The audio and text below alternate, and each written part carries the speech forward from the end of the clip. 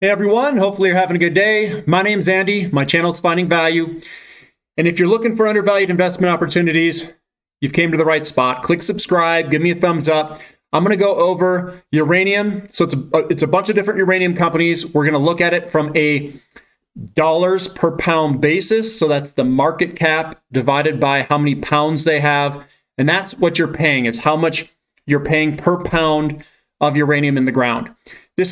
It's a metric. It may not be the best metric, but it is a valuation metric that you can evaluate these uranium companies by. And it doesn't mean just because something's lower that it's necessarily better. You could have better management teams. You can have easier to extract resources, which is cheaper. So you're going to see the cheapest, best projects be a little bit more expensive.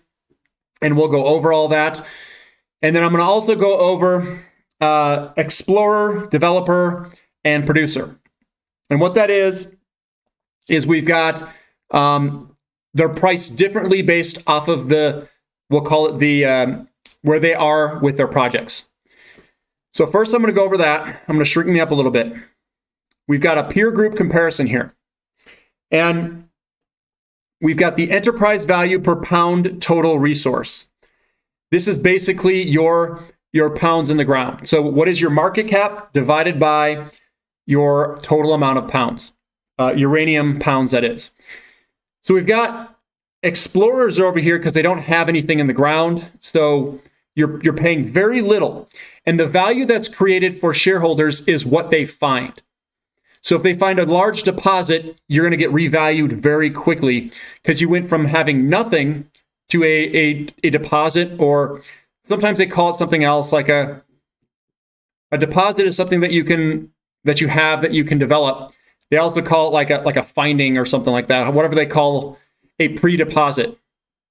Now, we've got different valuations based off of where these companies are at. So you've got the explorers, which have no value because they don't have a deposit or anything that's found yet. We've got developers, and in this one, I grabbed it from Goviax's website.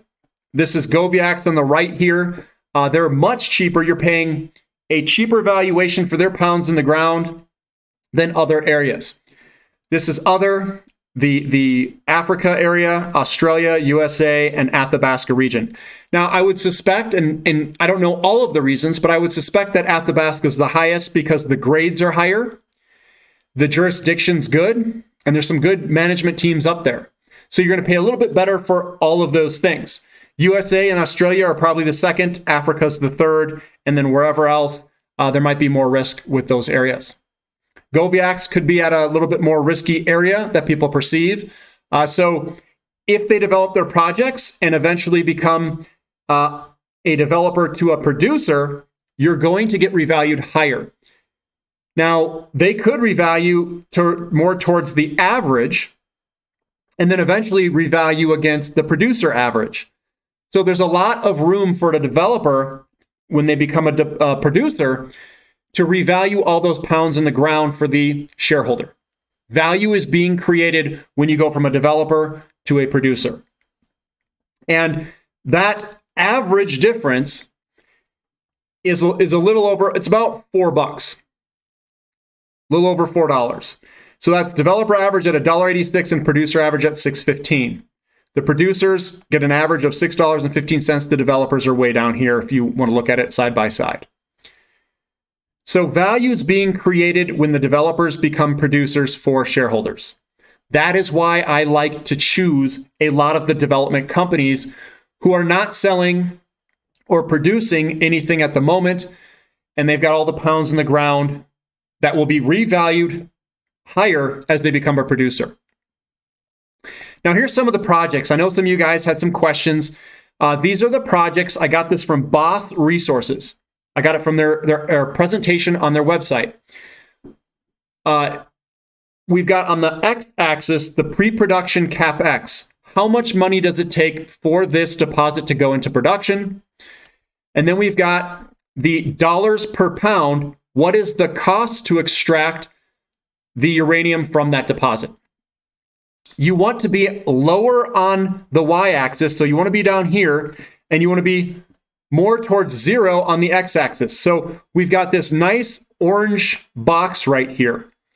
That orange box is kind of, quote, the sweet spot where you're a cheap producer and you don't need a lot of CapEx. Now, I'm not adverse to needing a lot of CapEx for a very large deposit. Because when we get into, in my opinion, when we get into a large bull market in uranium, I think the money will be there if people need the uranium. So I think the money will be there. So I'm not totally adverse to large projects. I think they're actually very advantageous to have a large project if it's cheap to produce. So I'll go over some of these projects. We've got Dewey Burdick. I believe that's a Zarga. I'm just going to move over here because it's a Zarga uranium. So this guy right here, this little green circle is a Zarga. This one you could say, oh, it's great. It's really low and close, but it's the size of the circle is very small, which means the deposit is not that big. Honeymoon is very good. That's Boss Resources one. So if you want Boss, that would be a decent one. Lance is Peninsula Energy. That's the blue dot right here. Mutanga is Goviax. Lost Creek, and I don't have all these memorized, guys, so sorry about that. Lost Creek is, I don't know who Lost Creek is. We've got, Mutanga is Goviax. Oh, there's Lost Creek. UR Energy is Lost Creek. UR Energy is this little blue one right here. Goviax is green one. Goviax is also this guy right here, this big one right here. I like Goviax because I think they've got a good timeline. They've got pretty cheap projects, and they're pretty big projects. I like that. And they've got two of them. It's a little bit lower risk, and they're very cheap on their pounds market cap, which is dollars per pound in the ground. We've got some of these I don't know. Norosa, it's Forsyth Metals. That one looks pretty good. Mulga Rock is Vimy Resources. So that's this blue one right here is Vimy. We've got Phoenix and Griffin. These two guys, which are very low, is Denison Mines. So those might be two to look at, or Denison Mines that has very cheap, low CapEx and low to produce dollars per pound for Denison Mines. Etango is this big blue circle on the right, which is kind of more expensive. That is Bannerman. Brandon Monroe's the CEO. Arrow is NextGen's project. This one looks very good. I like it. Sure, it takes a lot of CapEx, but it's cheap and it's big. I like the bigger ones. That's me. I like Etango. I like Arrow. PLS is Fission Uranium. So the ones that I really like, my favorite, and for whatever reason, I'll show you on the next coming up. I like Arrow, which is NextGen. I like PLS, which is Fission. I like Etango, which is Bannerman. And I like Goviax quite a bit. They've got two big projects. And if you notice, I'm going after the bigger projects. I think big projects, you could have a very large fleet of uranium seeking demand. Like, let's say it's a group of nuclear energy, a utility, and say, hey, look, we're going to go with one place, a one-stop shop. Let's go talk to Bannerman. Let's go talk to NextGen. Let's go talk to Fission. One of those things. Why would I talk to a small little teeny producer that can barely produce anything? But that's just me.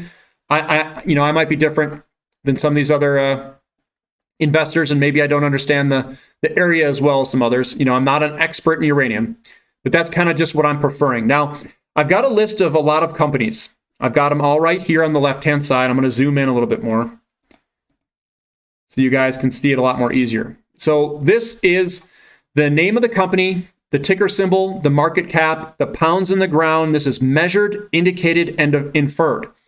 So this is basically the total. And if I got the total wrong, because I was looking through a lot of their presentations, some of these presentations are not easy to find all of their measured, indicated, and inferred. Sometimes they only show the measured and indicated and not the inferred. So I had to do a lot of digging, and hopefully these are all pretty close to being right.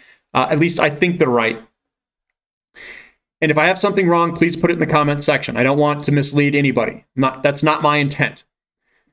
Here's the projects they have on the right-hand side. These are the dollars per pound. The ones in the red are the ones that I own. I did look at the dollars per pound in the ground. There are the ones that I overweighted. So the ones in red are the ones that I own and have decent stakes in. I do own more than just the red ones, but they're much smaller stakes. So I'm going to go over each one. So we've got Camco at $17 a pound. They're claimed at 454 million pounds. It could be higher than that. That's what I saw on their website, because that's a very high number. $17 is a very high number. If I'm missing something, please let me know. Now, NextGen, that's one that I really like. The big deposit, you're paying $7 per pound, and it's a 2.4 billion market cap. So that's one I really like. Paladin is okay. It's at $4.30, and they are close to production. I don't own Paladin Energy.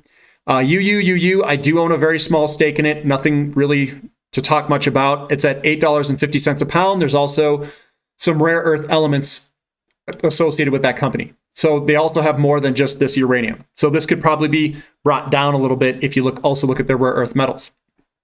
DNN, which is Denison Mines, they're at $7.70, very close to NextGen.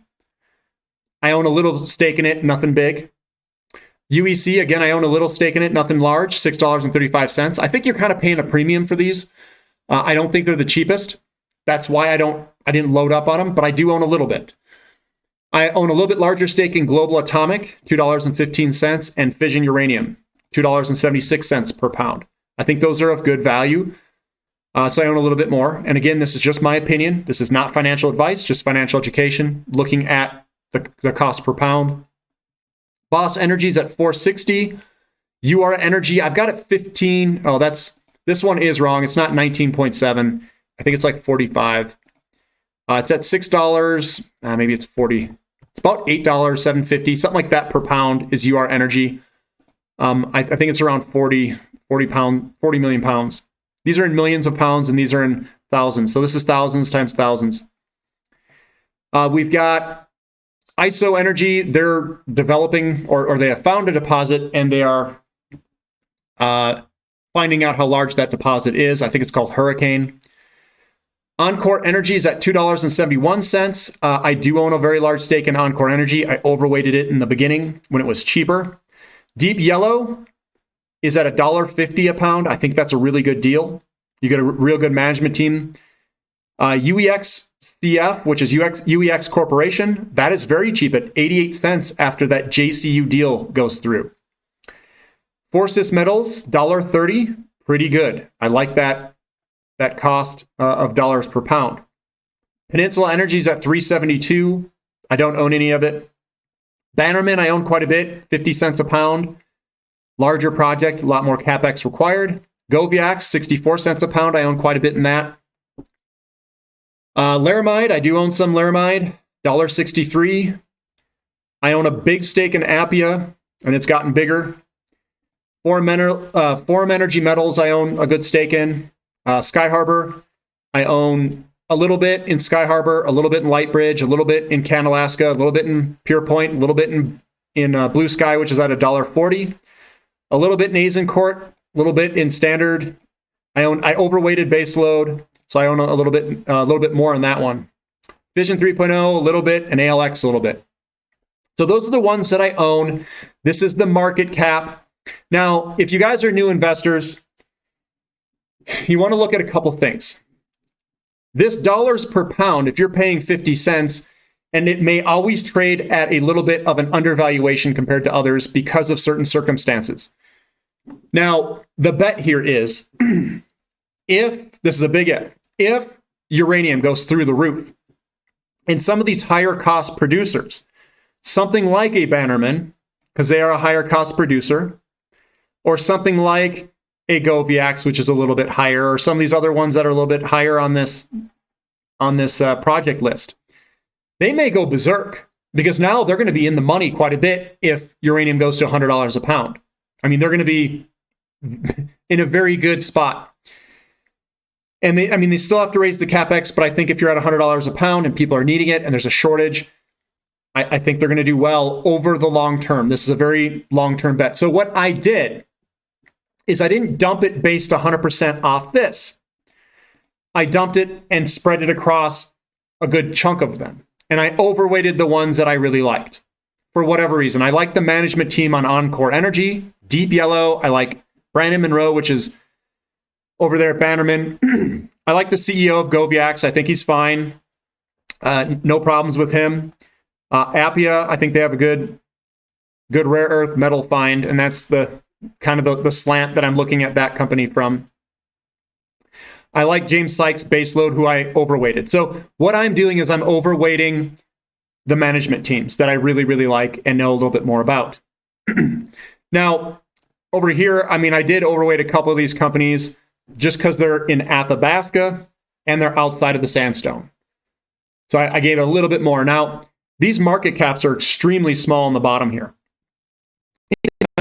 I'd say 40 million, all these, very small market caps, they can grow quite a bit. If they hit something, they can obviously 10x very easily. They could even 100x possibly if they hit something large. So that's what I'm hoping for. Big fingers crossed that a couple of these guys hit something big that are under this 60 million or so market cap, because they have the room to expand. Notice how I don't have anything about share price in here. It's market cap that determines how big these things can get. You want to go from a small market cap to a very large market cap. Now, if you're at a very large market cap, something like a Paladin Energy, Camco, NextGen's getting up there, Energy Fuels, Denison Mines, they're so big that it's going to be hard to really grow them a ton. They can still grow a lot. They can still be multi-billion-dollar companies, but they're already at $1 billion plus.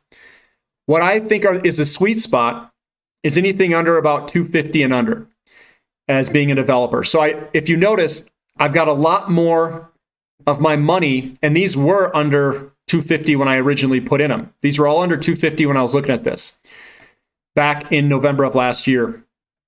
So I loaded in Global Atomic, Fission Uranium, Encore Energy, Deep Yellow, UEX. I'm starting to get more in UEX because of this. And they picked off that JCU deal for a real good deal. Forces Metals, I've got a little bit, I keep adding into these ones down here, Bannerman, Goviax, and kind of overweighting those because I think the valuations are very cheap. And if one or two of them could just pull this thing off, I think they're going to add a lot of value for shareholders. So I like those. I prefer those. Doesn't mean that they're the best. If you want a little bit lower risk, I think you want to go with these ones up here, except it's already being priced in with their dollars per pound. So I like these guys with the good management teams down here that hopefully they can pull it off. I'm betting on management. They've got large stakes in the companies, and hopefully they can crush it. If you guys have any questions on anything, please put it in the comment section. I'd love to hear your guys' opinion. If I have any of these pounds wrong, because I had to go through all the presentations and find them, I perhaps maybe missed something, please put it in the comment section and I can redo this video if I miss something.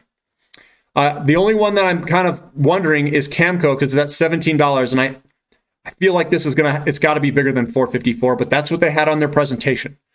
And hopefully that's their measured, indicated, and inferred number. Thank you for listening. This is Finding Value.